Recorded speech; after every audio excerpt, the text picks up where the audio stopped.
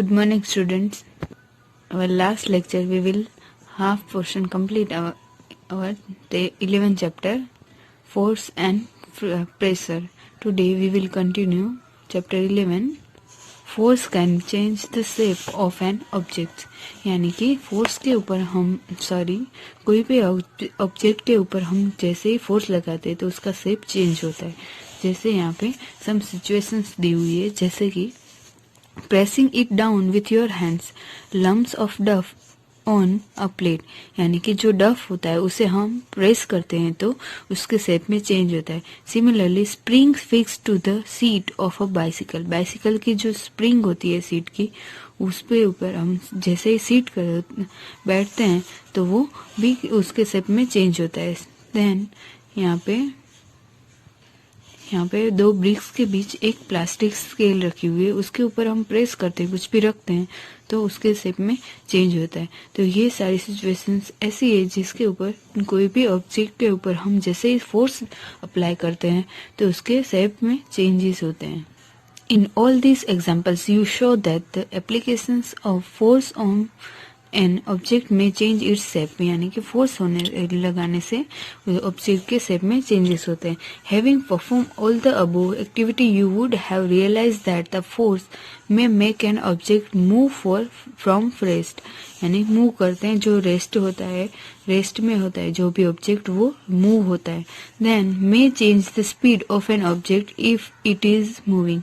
और उसकी जो स्पीड होती है, नॉर्मली जो स्पीड में मूव होता है, अगर उसके ऊपर हम फोर्स अप्लाई करते हैं तो उसकी स्पीड में चेंजेस होते हैं. मे change the direction of motion of an object. और हम जिस डायरेक्शन में ऑब्जेक्ट मूव करता है उसके ऑपोजिट डायरेक्शन में अगर हम उसके ऊपर फोर्स अप्लाई करते हैं तो उसकी डायरेक्शन में भी चेंजेस होते हैं. May bring out about a change in the shape of an object. और उसके शेप में भी चेंजेस होते हैं. May cause some of all of these effects. यानी कि ऐसे सारे इफेक्ट्स ऑब्जेक्ट के ऊपर होती है अगर हम उसके ऊपर फोर्स अप्लाई करते हैं. While a force may cause one or more of these effects, it is important to remember action can take place without the action of a force. Thus, an object cannot move by itself. It cannot change speed by itself. यानी कोई भी object ऐसा नहीं है जो itself move कर सके और उसकी स्पीड में itself चेंजेस हो सके. It cannot change direction by itself and its shape cannot change by itself. Contact force. दो टाइप्स हैं फोर्स के, contact force and non contact force. Contact force means जिसके ऊपर हम मस्कुलर फोर्सेस अप्लाई करते हैं उसे कॉन्टेक्ट फोर्स, यानी कि टच करने से जो भी फोर्स लगता है उसे कॉन्टेक्ट फोर्स कहते हैं. और जो फोर्स को अप्लाई करने में कोई भी टचिंग की जरूरत नहीं पड़ती उसे नॉन कॉन्टेक्ट फोर्स कहते हैं. जैसे कि यहाँ पे दो कॉन्टेक्ट फोर्स से, एक muscular force and second friction. Can you push और लिफ्ट यहाँ पे दिया हुआ है कि अगर हम कोई भी ऐसे ऑब्जेक्ट के ऊपर हम थोड़ा बहुत फोर्स अप्लाई करते हैं, टच करते हैं, उसके थ्रू जो भी फोर्स अप्लाई होता है उसे क्या कहते हैं, muscular force. The force resulting due to the action of muscles is known as the muscular force. यानी कि जो भी फोर्स का रिजल्ट के लिए एक्शन मसल्स के थ्रू होता है उसे क्या कहते हैं, मस्कुलर फोर्स. यहाँ पे मस्कुलर फोर्स के बारे में थोड़ी डिस्क्रिप्शन दी हुई है जो आप रीड कर लेना. Animals also make use of muscular force to carry out their physical activities and other tasks. Animal like bullocks, horse, donkey and camels are used to perform various tasks for us. In performing these tasks, they use muscular force. इसे क्या कहते हैं, muscular force. Then, since muscular force can be applied only when it is in contact with an object, यानी कि muscular force तब भी apply होता है जब हम कोई भी ऑब्जेक्ट के कांटेक्ट में आते हैं. It is also called a contact force. इसलिए मस्कुलर फोर्स को कांटेक्ट फोर्स कहते हैं. Are there other types of contact force, क्या आप जानते हैं दूसरे other contact force? Friction. Recall some of your experience. A ball rolling along the ground gradually slow down and finally come to rest. आपने देखा होगा कि आप बॉल को मूव कराते हैं तो थोड़ी देर जब वो ग्राउंड में मूव होता है तो धीरे धीरे उसकी स्पीड डाउन होती जाती है और धीरे धीरे वो रेस्ट हो जाता है. When we stop pedaling a bicycle, it gradually slow down and finally comes to a stop. धीरे धीरे बाइसिकल की जो भी स्पीड होती है वो भी अगर हम पेडलिंग नहीं करते हैं तो वो भी स्टॉप हो जाते हैं. ऐसे सिमिलरली कार, स्कूटर ये सारे ऐसे स्विच ऑफ हो जाते हैं. So in all the situations no force appear to be acting on the object, yet their speed gradually decreases and they come to rest after some time. अगर हम ऐसी situation में फोर्स एक्शन नहीं करते हैं ऑब्जेक्ट के ऊपर तो धीरे धीरे ग्रेजुअली जो उसकी स्पीड होती है वो डिक्रीज होती जाती है और धीरे धीरे वो सम टाइम्स के बाद रेस्ट हो जाती है. Could some force be acting on them? Can you guess the direction in which the force must be acting in each case? The force responsible for changing the state of motion of object in all these example, it is the force of friction. यानी कि जो भी force responsible होता है state जो object की state के motion में चेंजेस होने के लिए उसे उसका एग्जांपल क्या है? Force of friction. It is the force of friction between the surface of the ball and the ground that bring the moving ball to rest. यानी कि इसका एग्जांपल ये है कि जो बॉल ग्राउंड के ऊपर मूविंग हो रहा है और उसके बीच ग्राउंड और बॉल के बीच जो भी फोर्स अप्लाई होता है डिफरेंट डायरेक्शन में, ऑपोजिट डायरेक्शन में, उसे क्या कहते हैं? Friction. Similarly friction between water and the boat bring to the stop once you stop rowing. ऐसे सिमिलरली जो फोर्स हम एक डायरेक्शन में अप्लाई करते हैं और उसके अलावा जो भी फोर्स उसकी ऑपोजिट डायरेक्शन में लगता है नेचुरली उसे क्या कहते हैं? फ्रिक्शन कहते हैं. फ्रिक्शन एक कॉन्टेक्ट फोर्स है. The force of friction always act on all the moving object and it direction it always opposite to the direction of motion. यानी कि फ्रिक्शन की ऑलवेज जो भी डायरेक्शन होती है वो मूविंग ऑब्जेक्ट की ऑपोजिट डायरेक्शन में होता है. Since the force of frictions arise due to contact between surface, it is also an example of a contact force. और ये भी एक एग्जाम्पल है कॉन्टेक्ट फोर्स का. और फ्रिक्शन के बारे में हम डिटेल में चैप्टर 12 में लर्न करेंगे. Okay. Then next is non contact force. Non contact force में फर्स्ट वन है मैग्नेटिक फोर्स. मैग्नेटिक फोर्स को आप सब जानते होंगे, आपने घर पे ट्राई भी किया और एक्सपीरियंस भी किया होगा. तो दो मैग्नेट को आप अगर ऑपोजिट डायरेक्शन में रखते हो तो अगर आप उसे टच भी नहीं करते हो फिर भी तो यहाँ पे एक एक्टिविटी दी हुई है. आपको एक मैग्नेट को पेन के ऊपर रखना है और दूसरे को उसके पास लेकर जाना है. अगर आप सेम डायरेक्शन में उसे अप्लाई करोगे तो वो एक दूसरे से दूर जाएंगे. तो वो क्या हुआ? अगर वो एक दूसरे से दूर जाते हैं तो उसे रिपल्शन कहते हैं और अगर ऑपोजिट पोल को आप साथ में लेके आते हैं तो अट्रैक्शन होता है. तो ये एक नॉन कॉन्टेक्ट फोर्स हुआ. अगर वो आपके उसे कॉन्टेक्ट में नहीं लाते फिर भी उसके ऊपर फोर्स अप्लाई होता है तो उसे क्या कहते हैं? Non contact force. और मैग्नेटिक फोर्स एक नॉन कॉन्टेक्ट फोर्स है. ये आप घर पे भी आपने ट्राई किया होगा. ओके. तो ये आपको एक एक्टिविटी रीड कर लेनी है. You must have learned in class 6 take like poles of two magnets repulse each other and unlike poles attract each other.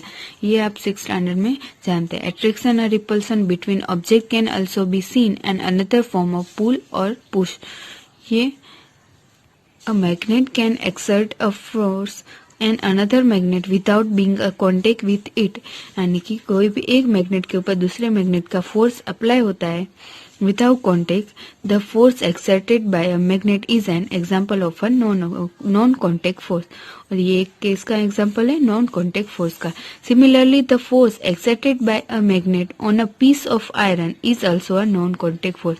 Similarly जैसे आयरन पीस के ऊपर और मैग्नेट के बीच जो फोर्स लगता है वो भी एक नॉन कॉन्टेक्ट फोर्स ही है. Okay student, here our today's portion complete. Now our next portion we will continue in next lecture. Thank you.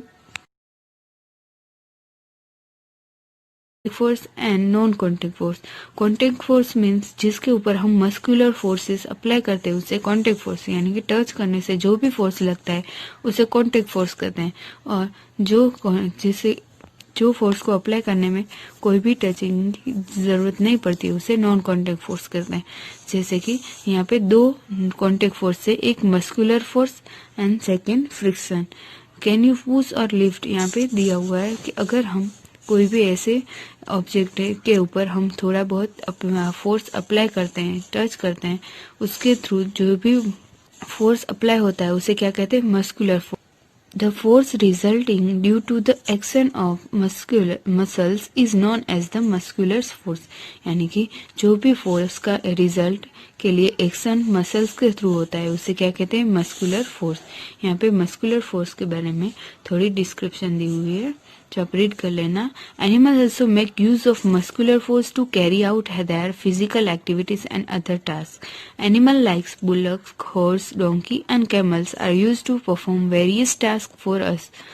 In performing these tasks, they use muscular force। इसे क्या कहते हैं, muscular force। Then since muscular force can be applied only when it is in contact with an object, यानी कि muscular force तब भी apply होता है जब हम कोई भी ऑब्जेक्ट के कांटेक्ट में आते हैं। It is also called a contact force, इसलिए मस्कुलर फोर्स को कांटेक्ट फोर्स कहते हैं। Are there other types of contact force, क्या आप जानते हैं दूसरे other contact force? Friction. Recall some of your experience. A ball rolling along the ground gradually slow down and finally come to rest।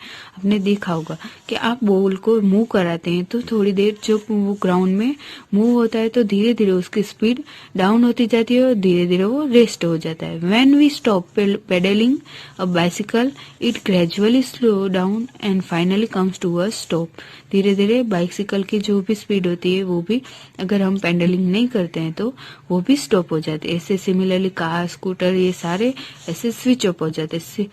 So in all the situations no force appear to be acting on the object, yet their speed gradually decreases and they come to rest after some time।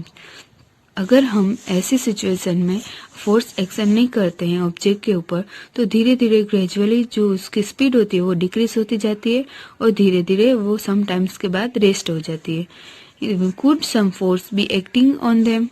Can you guess the direction in which the force must be acting in each case? The force responsible for changing the state of motion of object in all these example, it is the force of friction। यानी कि जो भी force responsible होता है state, जो object की state के motion में चेंजेस होने के लिए, उसे उसका एग्जांपल क्या है, फोर्स ऑफ फ्रिक्शन।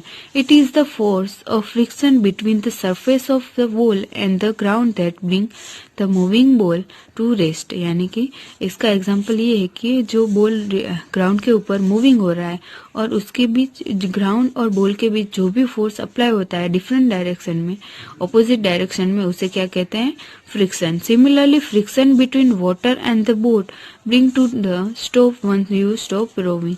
ऐसे सिमिलरली जो फोर्स हम एक डायरेक्शन में अप्लाई करते हैं और उसके अलावा जो भी फोर्स उसकी ऑपोजिट डायरेक्शन में लगता है नेचुरली, उसे क्या कहते हैं, फ्रिक्शन कहते हैं। फ्रिक्शन एक कॉन्टेक्ट फोर्स है। The force of friction always act on all the moving object and it direction it always opposite to the direction of motion. यानी कि फ्रिक्शन की ऑलवेज जो भी डायरेक्शन होती है वो मूविंग ऑब्जेक्ट की ऑपोजिट डायरेक्शन में होता है। Since the force of frictions arise due to contact between surface, it is also an example of a contact force। और ये भी एक एग्जाम्पल है कॉन्टेक्ट फोर्स का। और फ्रिक्शन के बारे में हम डिटेल में चैप्टर 12 में लर्न करेंगे। Okay, then next is non contact force. Non contact force में फर्स्ट वन है मैग्नेटिक फोर्स। मैग्नेटिक फोर्स को आप सब जानते होंगे, आपने घर पे ट्राई भी किया और एक्सपीरियंस भी किया होगा। तो दो मैग्नेट को आप अगर ऑपोजिट डायरेक्शन में रखते हो तो अगर आप उसे टच भी नहीं करते हो फिर भी, तो यहाँ पे एक एक्टिविटी दी हुई है, आपको एक मैग्नेट को पेन के ऊपर रखना है और दूसरे को उसके पास लेकर जाना है। अगर आप सेम डायरेक्शन में उसे अप्लाई करोगे तो वो एक दूसरे से दूर जाए। क्या हुआ, अगर वो एक दूसरे से दूर जाते हैं तो उसे रिपल्शन कहते हैं, और अगर ऑपोजिट पोल को आप साथ में लेके आते हैं तो अट्रैक्शन होता है। तो ये एक नॉन कॉन्टेक्ट फोर्स हुआ। अगर वो आपके उसे कॉन्टेक्ट में नहीं लाते फिर भी उसके ऊपर फोर्स अप्लाई होता है तो उसे क्या कहते हैं, नॉन कॉन्टेक्ट फोर्स। और मैग्नेटिक फोर्स एक नॉन कॉन्टेक्ट फोर्स है। ये आप घर पे भी आपने ट्राई किया होगा। ओके, तो ये आपको एक एक्टिविटी रीड कर लेनी है। You must have learned in class 6 take like poles of two magnets repulse each other and unlike poles attract each other। ये आप 6th स्टैंडर्ड में जानते हैं। Attraction और repulsion between object can also be seen and another form of pull or push। ये a magnet can exert a force and another magnet without being a contact with it। यानी कि कोई भी एक मैग्नेट के ऊपर दूसरे मैग्नेट का फोर्स अप्लाई होता है without contact, the force exerted by a magnet is an example of a non-contact force। और ये एक केस का एग्जाम्पल है नॉन कॉन्टेक्ट फोर्स का। Similarly the force exerted by a magnet on a piece of iron is also a non contact force. Similarly जैसे iron piece के ऊपर और मैग्नेट के बीच जो फोर्स लगता है वो भी एक नॉन कॉन्टेक्ट फोर्स ही है। Okay student, here our today's portion complete. Now our next portion we will continue in next lecture. Thank you.